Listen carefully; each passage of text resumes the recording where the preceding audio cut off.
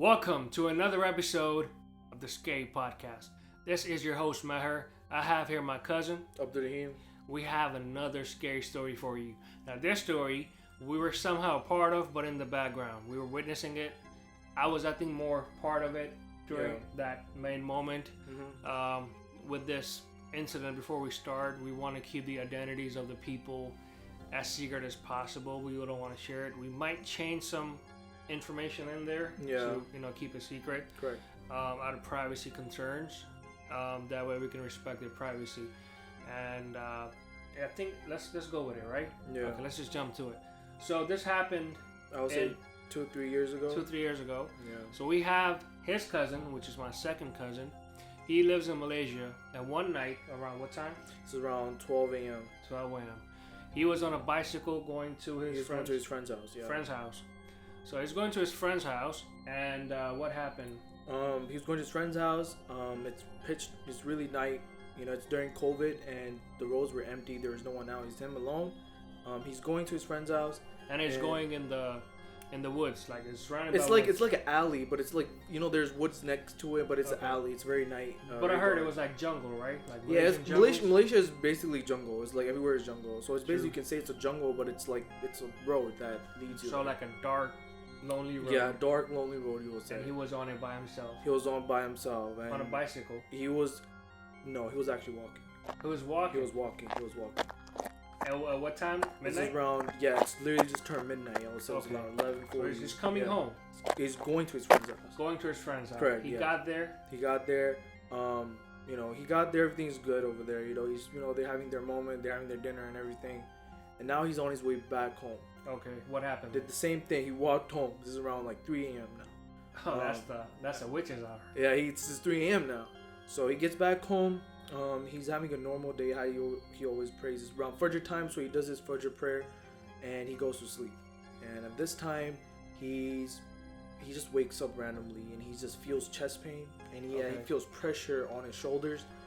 He's like he probably thought he's just sore or anything, but now it's like usually when you're sore, it's like another vibe that when you're sore, but at this time he's feeling it. He's feeling like someone's twisting his, he just feels it, like he can't get up, but he feels everything like pressure on his chest. While he's sleeping, he just feels there's something around him, or there's something that's bothering him, and like a presence, or like a presence, yes. And now he's like he couldn't sleep, well, so he had work. I believe this is around 9 a.m. now. He's getting ready for work, and he goes to work. And he goes to work, he's doing his normal routine, but he just doesn't feel like himself. He doesn't feel normal. You can tell if there's something going on with your body. So he's like, you know what? I'm just going to decide to take a day off and go home. And he's like, okay, I'm just going to go home. He gets home, and he's just he's experiencing, unnormal things. And he wants to pray, and, he wants to pray and do all these normal things that he does in a day, but he can't. He's just not able to get up and do his prayer and stuff like that. Okay. And I would say a day or two passed by is the same thing routine. But the third day it got worse, where he just started feeling more things, and he was witnessing some abnormal things in the house going on. It was like, for example, like paranormal activity, like the windows would open and close by himself. There's no wind going on, and you can feel, like, you can literally feel the windows open and close. He'll close them, and it doesn't have a lock in it. Those windows, they just open and close. And he lives in an apartment. He has his roommates. They're like 4 guys. They have his roommates, and at this point he's possessed, but he's still in his senses. And he would, like, he was calling us one night. It's me and my mother, and we're talking to him. And he's just telling my mom, hey, I don't feel normal. I feel like there's something with me, and he's crying, but it's not him. And his voice just randomly just changes. His tone, his voice, his whole attitude just changes. And he's getting aggressive. And he's not a very aggressive person. He's very polite and a humble person. So we were witnessing his change, and we're like, are you okay? He's like, yeah, I'm fine. But slowly, it was getting very, very aggressive. And it was at that point where my mom started tearing up, because my mom's like, there's definitely something up with you. And he's like, I just see things, and I don't know what's going on with me. And all of a sudden his mood changes, and his mouth is open. Like you can see his mouth open up, and his tongue is coming out. And at this time, we're on video call, and we can see everything, and we're panicking. And my mom starts screaming and crying. My mom's like, "Leave my son alone, and just leave him son alone." And he just shake his head. He's like, "No," like it's the deepest voice that it's very raspy, but it's very deep. And he's like, "No, I'm not gonna leave him." Was he speaking Urdu? He was speaking nothing. It was just like it was him saying, expressions, they can just as like what he's trying to say, and it's just him saying, "No, I'm not, like I'm not gonna leave him," like just a shadow, like on how physically he's showing it. Yeah. And it's just gotten so bad where he was drooling, and we're just on call, and we're like panicking, and the phone just shuts off, like the phone just and the call just ends. And now we're very, very concerned. I call my other cousin. I'm like, "Hey," his brother. I'm like, "Hey, I think it's gotten worse. You should call him, or you should see what's going on." And Your other cousin was with him? no, my other cousin's in Pakistan, his older brother. Okay. And he's like, "Okay, I'm gonna call his roommates to check up on him." And they call his roommates, and the roommates like they're panicking. They're scared for themselves. They can't leave the room because as soon as they would leave the room, they would see him like not well. They would see him like trying to harm them. So he was like, "We're just gonna stay in," because his expressions and voices, everything's changed. So his roommates are concerned. They're not leaving their rooms. But we needed someone to go over there and check up on him. But they were very scared because his actions were very, very abnormal, and they're like, he may harm us. He was beating them up too, right? Yeah, he would beat him. Like if someone come, he will beat him up. So they were scared that what if like he harms us, and he was just in the corner, and just And his roommates knew he was possessed. Roommates didn't had no idea, but then when they were experiencing witnessing, they're like, they were panicking, like, "Oh my god, like what happened to him?" But then they had an idea, like he's witnessing some things. And so what happened was we got in touch with my cousin. We tried to call him again, and then he picked up a call. And this time he's just like, he has his head down, and he's looking at he has his eyes closed, but his mouth is open. Like he would make his mouth go up and like make some weird faces. And I just noticed, like, when these situations happen, they drool. Like they'll have like drool. And this is where things got very, very escalated to the point where we had to take some action in. And then I remembered we called you. And then that's when you called me? That's when I called you, and then I was like, "Hey, I need your help, and people that can help this." And that's where I'll chime in. I know of an order that I'm not gonna mention their name, and I also knew other people in the past that were possessed. Correct. Yeah. Very heavy case. I'll share that story one day, but once I figure out how I really know how to present it, because there's so many details. Anyway, so I know of the order that I was a part of when I was growing up, and they knew how to deal with that, and they knew that I knew of them, and I was connected to them in that way. An order, by the way, a Sufi order, as I say, and they're mystic, and for the ones that don't know.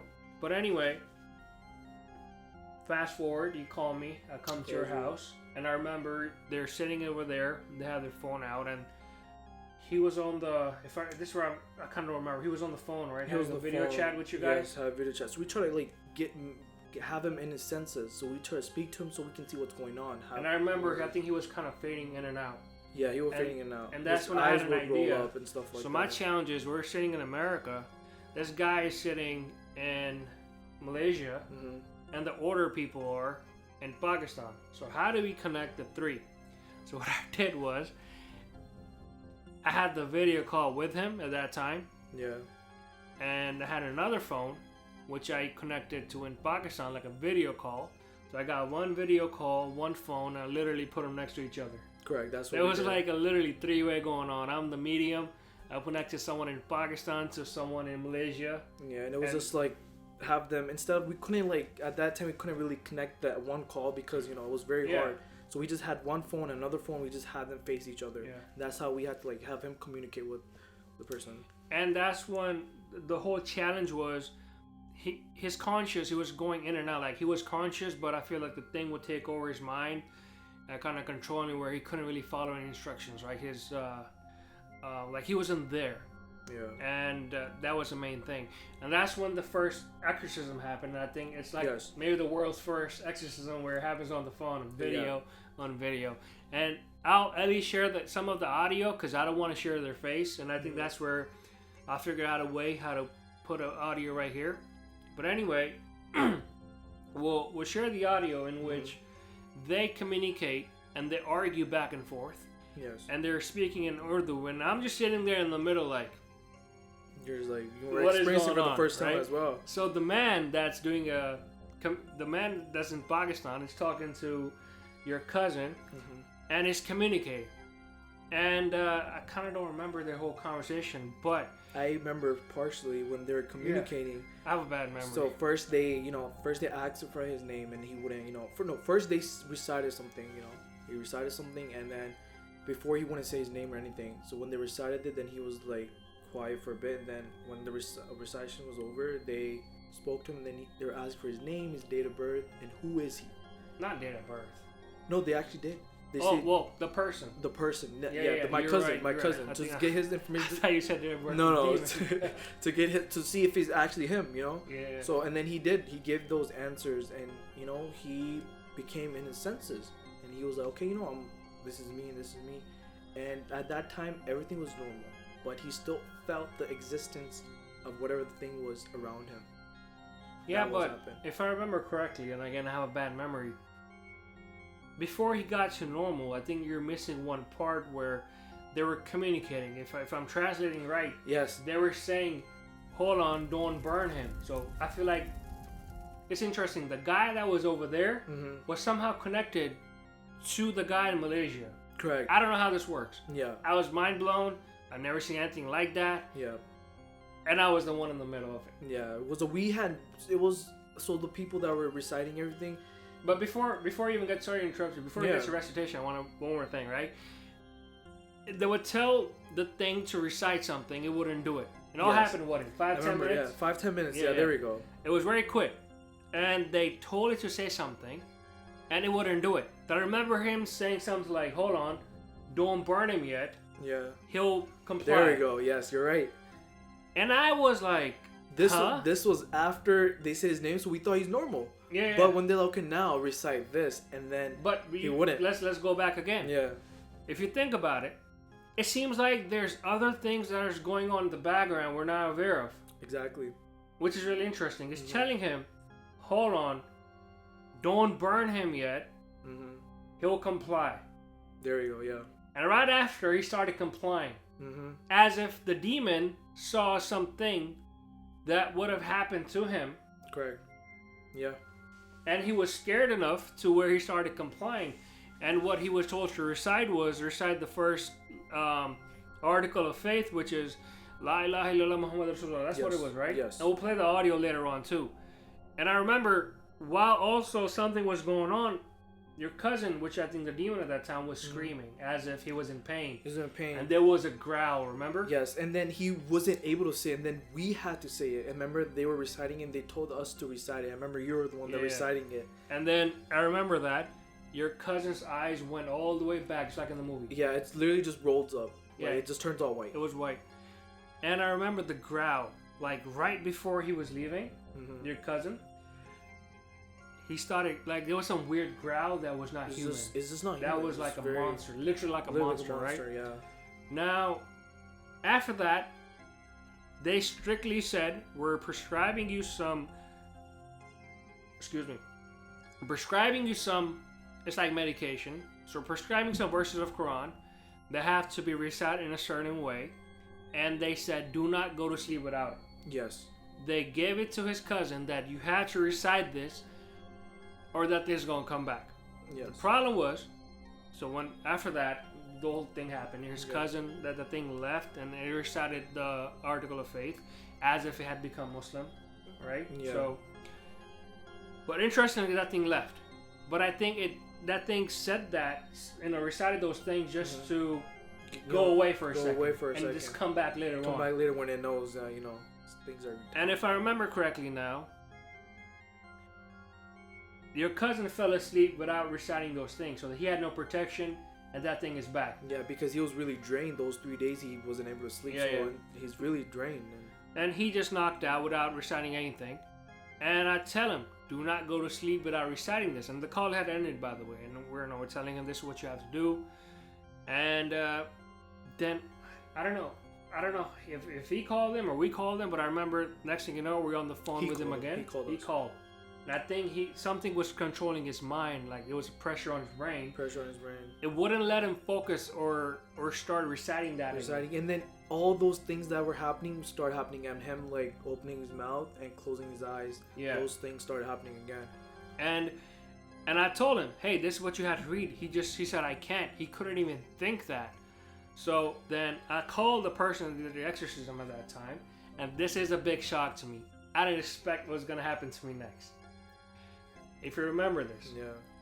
I'm sitting over there and I tell him, no matter what we say, he can't recite those things. He said, so why don't you do it for him? Yeah. I'm like, okay. So luckily, he was still on his call hadn't ended. So he was kind of like, was he screaming in the back or something? This is like on-off thing. He will have an on-off thing. There was some weird stuff going on. And that's where, and the Quran, that was the ayahs that were given to me. So I'm start reciting them loud. We're sitting on a dinner table. Your dad, your brothers are there. Mm-hmm. And we're just sitting there. And I'm starting to reciting those things. And that's where, this was really weird. I felt like some type of connection with me and that thing. Yeah. And as I'm reciting, if you remember, my body was really hot. It was burning. It was burning. And as I'm reciting these things, what I felt like was a tug of war. Yeah. Between me and that thing. And as I keep reciting and reciting and reciting, like I said, we're connected in some way. Mm-hmm. And I don't know how to describe it. And I'm sitting over there and I'm reciting. And the more I get to the next part of the whole recitation, yeah, I felt like I was getting bigger and powerful. Like I had some type of energy. Yeah, but at the same time, the more you were doing it, the more you were sweating, and the more it was. I was really heating up. And again, that I don't know what that was. If you know if anyone know anything about that, I'd be curious to know. There was water in front of me too. That they say keep the water in front of you. Mm-hmm. Maybe something like that. Yeah, you need to drink water too. Yeah. And as that's going on, that thing starts screaming now. So I wish you recorded that at that time. Yeah. That time was just so much going on, and we just. Yeah, I wish you recorded that. But as I'm reciting that thing is screaming, and eventually slowly letting it go until it goes away again. And I think that's where. What happened after that? That time it became normal. Everything was right. Fine. Like. So we told him, do not stop reciting this, and then he was reciting it, and I think you left after that. So he was reciting it, and then we're like, okay. They said before you sleep, recite it. So he went, did wuzu, he came back and he started reciting it, and then he's like, I'm gonna sleep now. So then he went to sleep, and now we're like, okay, we have to send him to Pakistan before, this is just temporary to get him back to his normal senses before this, because if he stops, it comes back. So we didn't want to take that risk because he was alone there. And let's tell them why we're sending him to Pakistan. What was different over there? Over there is different. On the phone, it's it's just to get him controlled. Over there, they can actually have him sit down. And this is a different party now that you knew. Yeah, this is a different party. The party that I brought in the picture, their method was that he has to recite the Quranic verses on a regular basis so that he can create some type of power, like positive energy around him that keeps it away. Yeah. But that thing wouldn't let him do any of that. It wouldn't let him go. Yeah, it would not. And he had to pretty much. He needed help from like somebody else, and that's where he goes to Pakistan. So we got him he's on a plane. Tell us what happened on the plane. So he's on a plane now. He gets. Thank God he was in Sensi. He got to the plane. And by the way, this is a story where I kind of don't know what happened after. I just know a little bit, and after that, this is new to me. Listen, yeah. So now he's on the flight back to Pakistan, and it's from Malaysia. So thank God it wasn't that much a wait time, so he had to wait. He's on the plane, and they still told him to recite it while he's on the plane. So he recites it, but he falls asleep out of nowhere, right? But he didn't fully recite it. He only recited like partial. And he fell asleep while reciting it? Fell asleep while reciting it. And then as soon as he just woke up, like his eyes just opened up, and then he just like like move like that. And he goes, the person next to him screams, and Okay. then he's like, are you okay? He's like, yeah, I'm okay. I just felt like something just grabbed me, like my chest. Something just felt heavy. And on that's my the chest. guy next to him on That's the plane. the guy next to him on the plane. And he starts reciting it again. And the guy next to him is feeling that pain. And the what my cousin did, he was like, okay, just drink water and calm down. And then that was crazy, because how it basically left him when he started Grab the next person. But it was just to get out of him, because it was just when he was kept on reciting it. And sorry to interrupt you again. Yeah. I feel like I want to pause here.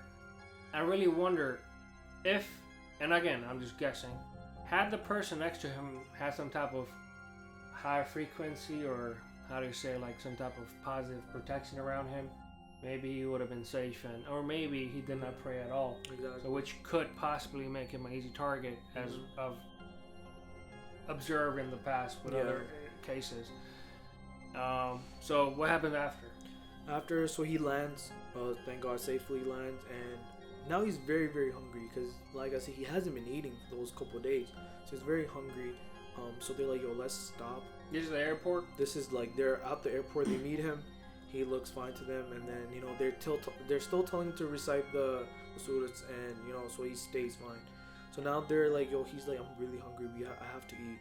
And they stop at this one restaurant, and they order food, and it's beef, and they order beef. And when the beef comes, and he doesn't look normal, he's just looking at everything like he's curious, like, where am I, In a different part of the world. Yeah. And then he looks at the beef, and then he's just looking at it, and he has his tongue out, and he's like going all this and that, and he's just like looking at it so deeply, like he never seen beef. And as soon as it comes, he just eats it up so fast. It's burning hot. He eats it up like it's nothing, and then he wants it more. And they were like, okay, it's getting back to, it's getting serious again. So they're like, let's go. And they took him, and then they had another person that was gonna look at him, make sure he's all good. And then when they took it to him, and that's where we find out how we messed with it in the beginning. It actually brought multiple identities with them. There wasn't just one; it was multiple of them. It brought his whole family. This is when we. What was it? Is it when the thing with me happened, or? Yeah, when it happened with you, it left, right? It brought more things with them.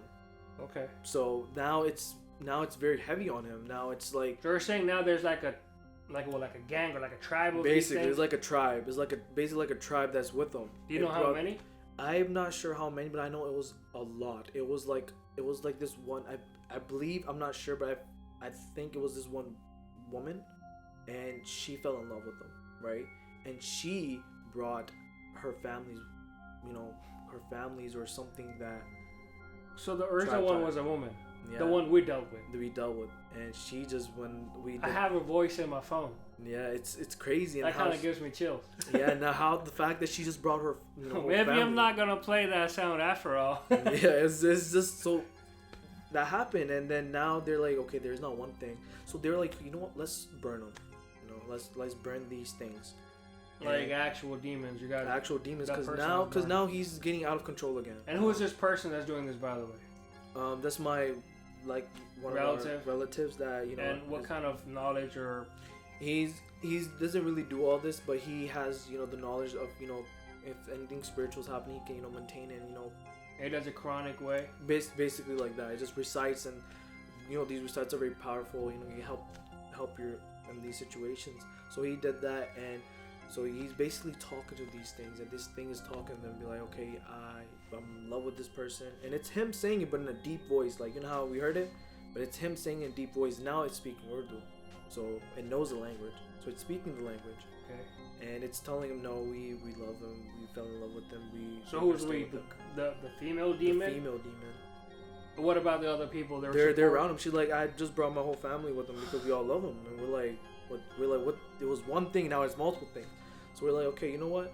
If you're not gonna listen, so what did they cut his hair? And so they cut his hair. They cut his hair, and they're reciting it. So whenever these spiritual things happen, they're attached to you. So any of your hair, anything is basically it's gonna harm them, because it's like in a way, if you like a hair, and then it's something like that. And when they took the hair out, and they're like, okay, we're gonna burn it one by one. The more you think, the more we're gonna burn. So then they think they burned 2 of them. They killed 2 of her family members. They killed 2 of them, killed their family members, and now we're like, okay, see, we can kill them. If you don't they leave can him, kill a demon. they can kill a demon. It's like these powerful surahs, and that if it basically burns them To death. to death, basically just finishes them. So Wow, it's very crazy. Like, this is the first time we experienced it, and it's like very hard to believe, but That's like a spiritual homicide. basically like that. And then that's where they got scared. They're like, okay, you know what? This is not. This is. So that makes me really wonder, how come he can kill one of them and they couldn't kill any of?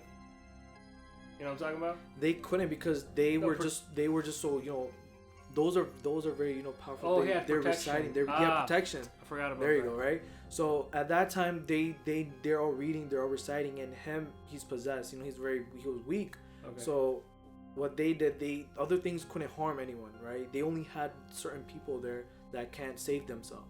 Okay. So at that time, they just they told them, we're gonna finish all you guys. So it's better you guys leave him. So like, okay, we're gonna leave him. They're like, how would we know you're leaving him? And these things, if they make a promise with you that they're gonna leave, they will, like, some lie, but some at the moment. I think most lie. Yeah, most of them lie. Yeah. Because remember in the beginning, Yeah. it left. So but that's it what we came told them. back. Like, you lied to us. We're like, no, we won't. And then we're like, okay. And then they're like, when you leave, do something that we know you leave. So he was sitting like this, my cousin. He has his head down, and as soon as they recited things and told him to leave, he literally just pushed back. Like, he literally just flipped back. That's how we know he was, he's back. And he got up and he was in his senses. And then they started reciting these special surahs that keeps all these things to harm you or come inside of you or anywhere around you. So he started praying more, and he got more closer to his deen and started praying and praying. Deen is about a religion for the ones that don't know. So he started praying more. He started becoming normal and normal. A few days goes by, normal and normal. And I heard of some side effects. What were they? Yeah. So the only thing was that he would get mad. Like, he's been through these these scenarios where he just gets mad. So whenever he would get mad, he would just lose his This is after the final exorcism. And yeah, still everything's done. So now it's just that you have to keep him calm. You can't get him really angry, because when someone's angry or when someone's in these type of special emotions, these things can get heavy on you. But when you keep yourself strong and you're in your senses, then these things can't really harm you. Yeah, and I've heard of that. There's 3 stages or 3 circumstances when these things can take over you. Take over you, yeah. One is when you're extremely scared, extreme pleasure, or extreme anger. Yes. These 3 moments when you're they can take over. They can take over. And anger was the one that Anger was the one. So whenever he used to get angry, he used to lose it. He used to get. They wouldn't come at him, but they would mess with his mind, make him do things that he's, make him just run away or stuff like that. But he started reciting these and everything, and now he's really good. He's reciting them. He's close, and they said these surahs is like basically like a lock, and these things can't really harm you anymore because you're more closer to your deen and stuff like that. And how's it doing now? He's doing good. He went back to Malaysia after, I would say, 2 or 3 years. He went back. So he stayed in Pakistan. He stayed in Pakistan for I would say 2 years. 2 years, I would say 2 years. He stayed in Pakistan for 2 years, and he went back. And so before we go any further, these things went from Malaysia, to Pakistan with them. They were with them. And so, when did that thing that said backup, right? Yeah. When did she ask for backup? Before getting on the plane or after? Like, did they all follow on the plane? I think it happened after we did the the first time the when first I was time, part of. Yeah, we did it, and then now we knew that. Now they knew that. Okay, I need people, so I can be like, okay, I have so many people. Become my homies. Yeah, I have my whole gang with them, but with all these powerful surahs, it was able to keep him back to normal, maintain him. But imagine now, this person is going in a different country in a plane, mm-hmm. and he brought with him a whole tribe of demons. Yeah, a whole tribe. Imagine other people that are on the plane. That's crazy. And they don't even know there's a tribe of demons. And the plane is cursed in a way. Literally, and the person next to him did have no idea. He thought it was just a regular plane or he's having a heart attack or something, but he didn't know that the thing was, the thing was in him. Because 2 seconds, like I'll say 2 minutes later, he was back to normal, like nothing ever happened. I think that's how we really gotta be strive our best to be close to God, say His close name. to God, and So we're at least spiritually high. We have a guard around us, like a light around us. That way. And I don't think it's like at nighttime, especially. I think it was during COVID. You know, it was really dark. No one's out, so he's alone. And these things, you know, and he had a very high clone on too as well. You wore a clone. He wore like. So that's another myth that is at least in South Asia or at least Yeah. Pakistan or India. It tracks that these things. It tracks these things. Like, Music does. Using these very strong scents, like very strong scents. Do you know what he put on so I can never put that on? I have no idea, but I know We he gotta had. find out. You know Let me these know. like these special ouds and like these musks. They're very strong. I know Okay. you guys are aware of musk, and they're very strong. So he uses those. And Dude, I wear that too sometimes. yeah, I mean, you gotta be careful with that.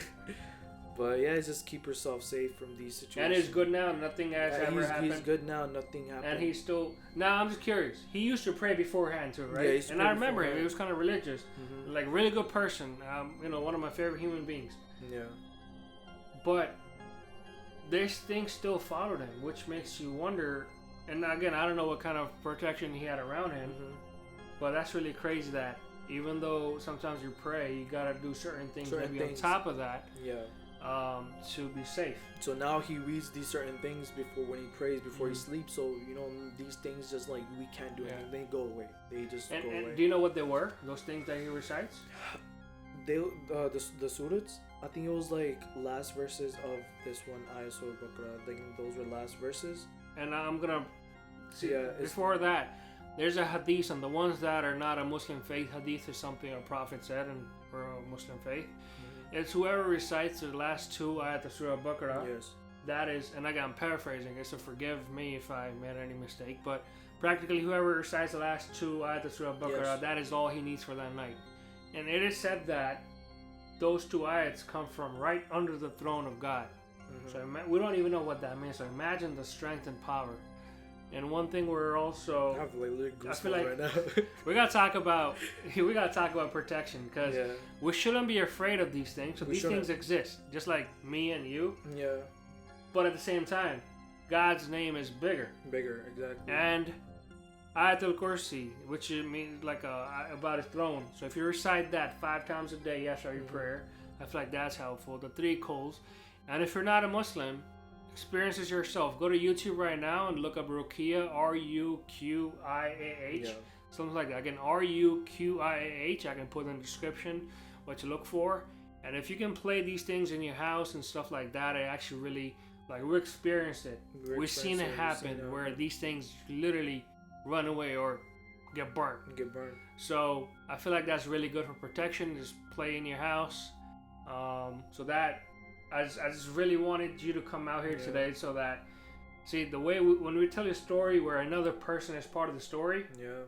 like this, that's better than it's like you're filling in the details I don't remember. Yeah, and then you were And telling me I'm- some details yeah. that I, because Yeah. this is a long time ago. It was Yeah. like 3 And years. I'm glad we covered it. We Covered kind of it. saved this memory. So even after us, Yeah. we have a really good story for the people. And then for the people that are still wondering how if he was praying before too, he's praying now too. How did it how is it not affecting him now? Like we said, those last 2 That's ayats. the Surah Baqarah. Yeah, it's like more of prayer he's doing now to prevent himself for these things to occur or happen. Mhm. And that's like this is one of the big things that preventing all that things to happen to him again. Okay, so it's like a permanent. It's like So basically as like a long permanent as he law. keeps that up, that Keeps that up. protection, those things Yeah. won't come. Those near things won't come near him or bother him at all. him. Interesting. No. Thank you so much for No, of coming here course. today. That was a story of our cousin. And if you want to share your story with the world, we can do it live. We can do it on Zoom. You can come right here, sit on this chair, on this sofa, and you can share your story the way we did today. But anyway, thank you so much for watching, and I'll see you next time.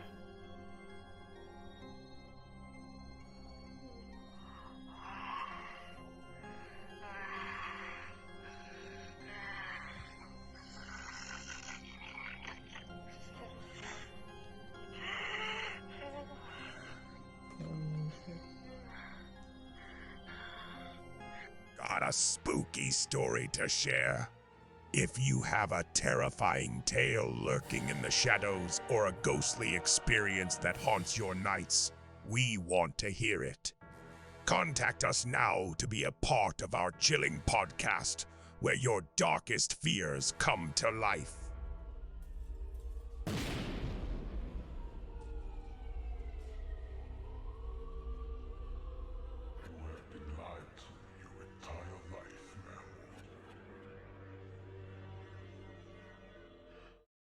For watching the Scary Podcast.